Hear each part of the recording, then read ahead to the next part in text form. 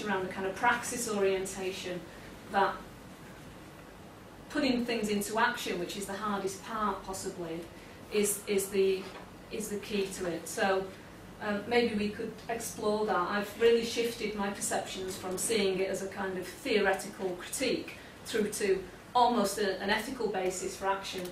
But I know that there are very different views on that. I think critical thinking is political with small p, and I think it's interesting that most people who are attracted to it perhaps also see it as a vehicle for change in some way. But maybe that's something we could explore. Okay.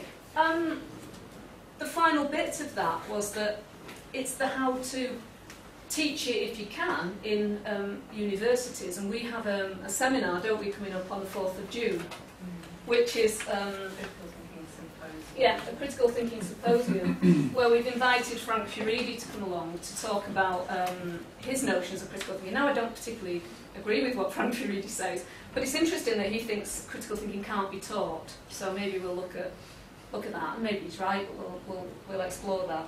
But I think as well, my views changed a little bit, because a lot of what I was doing was being asked to do a short workshop on critical thinking, and I've increasingly come to the view that that's not necessarily the most effective way to do it, but I still find myself in the position of doing that.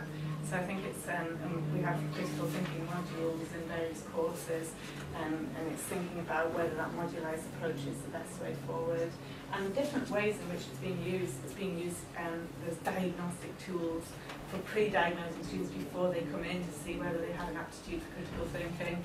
And so really just looking at what people are doing and deciding whether that is a good route for us to go down. But, yeah, and I have certain concerns. I think it's not even a controversial statement.